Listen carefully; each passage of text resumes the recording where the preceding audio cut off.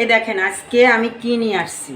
এই যে শিং মাছ বড় বড়, আমি হলদি লবণ একটু মাখায় 10 মিনিট আগে না থুলি হয় না, এ তো অনেক মাছটা অনেক ফোটে, তাই হলদি লবণ হয়ে গেছে আমার মাখানো কমপ্লিট। এখন এটাকে এই শিং মাছ দিয়ে আমি দেখেন কাঁচকলা দিয়ে ঝোল রান্না করব, পাতলা ঝোল। কি করে রান্না করি আপনাদের দেখাচ্ছি, আর এটা ভেজে নিই, তারপরে আমি কি করে রান্না করি আপনাদের সাথে শেয়ার করব। এই যে দেখেন আমি সুন্দর করে মাছ ভেজে নিয়ে আসছি। এই মাছটা ভাজতে গেলে অনেকটা ফোটে, একটু ঢাকনা দিয়ে ভাজলে ভালো হয়, কিন্তু মাছটা এরকম সুন্দর করে ভাজতে হবে, মশমশা করে। এই যে একদম মশমশা করে ভাজতে হবে মাছটাকে। হ্যাঁ, এই মশমশা করে মাছটা না ভাজলে তরকারির স্বাদটা আসে না। এখন দেখেন আমি কিভাবে কাঁচকলা দিয়ে পাতলা ঝোল রান্না করি।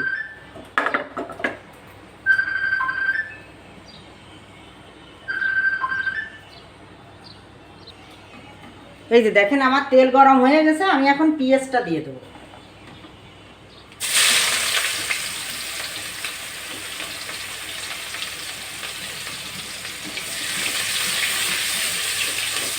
এটা একটু লাল লাল করে ভাজবো, যাতে তরকারি ঝোলের সাথে মিক্স হয়ে যায়, পেঁয়াজটা আস্তে আস্তে না থাকে। সুন্দর করে ভাজলে এটা আর ঝোলের পরে দেখা যায় না।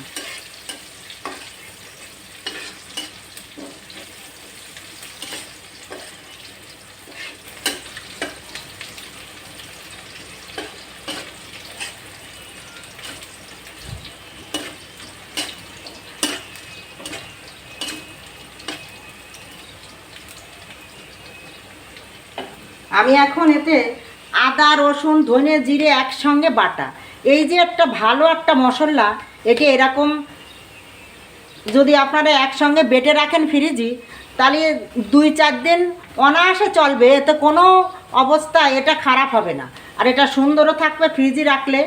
ওই আলাদা ধনে দাও, আলাদা জিরের গুঁড়ো দাও, আদা রসুন দাও, এগুলো হবে না। একসাথে থাকলে এইটা একসাথে রাখলে পরে আন্দাজ মতন দিয়ে দিতে হবে। আমি এতে 1 চামচ দিয়ে দিলাম, আর অল্প একটু দেবো। তো পাতলা ঝোল হবে, এটা আমি পাতলা ঝোল করবো একদম।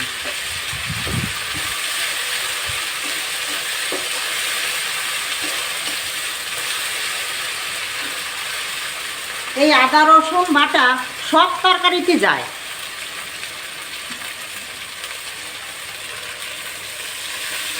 হালকা একটু জল দিয়ে দিলাম।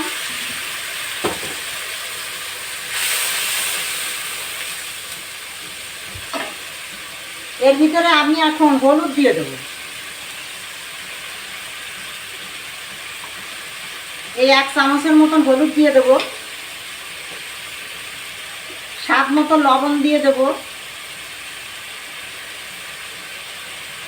যদি লাগে আবার দেব। আর ঝাল যে যেমন ঝাল খান সে তেমন ঝালটা দেবেন। আমি এই কটা 8টা-10টা ঝাল আছে, এই যে এই কটা দিলাম আমি।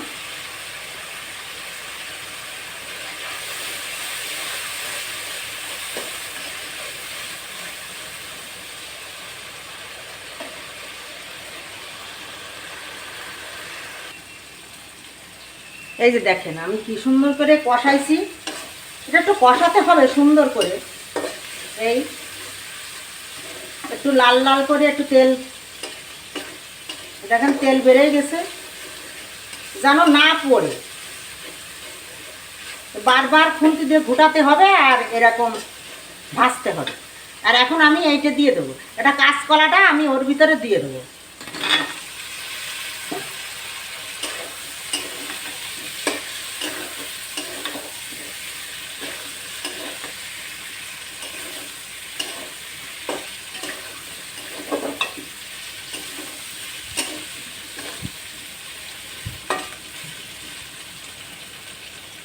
এটি বেশি ভাজা লাগবে না, এই দেখেন এই যে কাঁচকলা বেশি ভাজা লাগবে না, একটু নাড়ায় চাড়ায় জল দিয়ে দিলে হয়ে যাবে। তা আমি এখন নাড়ানো চাড়ানো হয়ে গেছে, আমি এখন জল দিয়ে দেবো।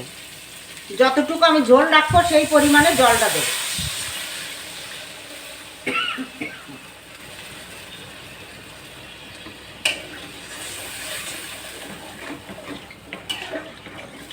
এই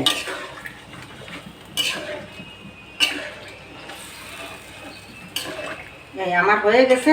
এখন এটা উতরাবে, টকবক করে উতরলি পরে মাছটা দেবো। আবার আর কিছু দেওয়া লাগবে না। আমি এখন এই ঢাকা দিয়ে দিলাম, এটা উতরো, তারপরে মাছটা দেওয়ার সময় দেখাচ্ছি।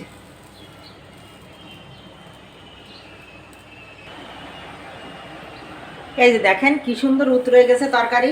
এই আমি এখন এই মাছটা এর ভিতরে দিয়ে দেব। এই যে মাছটা দিয়ে দিয়ে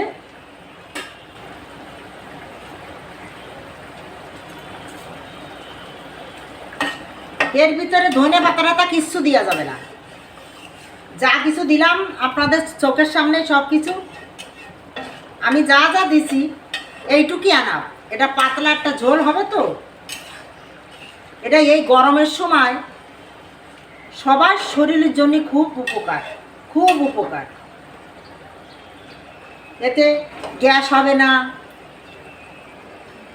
পেটটা সারাদিন ভরা ভরা থাকবে না, হজম হয়ে যাবে তাড়াতাড়ি। খুব সুন্দর এই তরকারিটা। এখন আমি ঢাকা দিয়ে দেব, নামানোর পরে দেখাচ্ছি কেমন হয়েছে।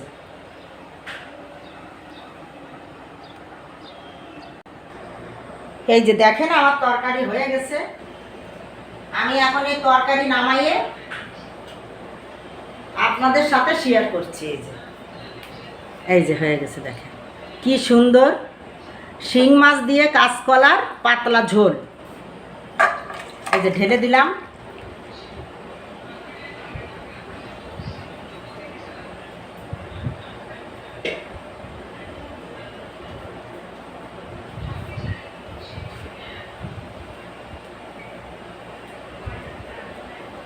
এই যে শিং মাছ দিয়ে কাঁচকলার পাতলা ঝোল।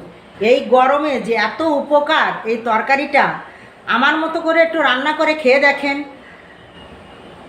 খুব ভালোই লাগবে, মজা লাগবে। কারণ কি এই গরমে এই তরকারির খুব দরকার। মশলাপাতি তরকারির চেয়ে এই তরকারিটা অনেক দরকার।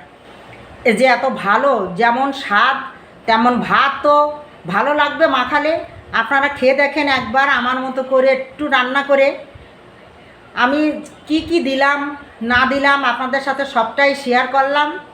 এইভাবে আপনারা রান্না করে খাবেন। আর আমার এই তরকারিটা কিভাবে রান্না করলাম আপনারা দেখতে থাকবেন। ভালো থাকুন, সুস্থ থাকুন, বাই।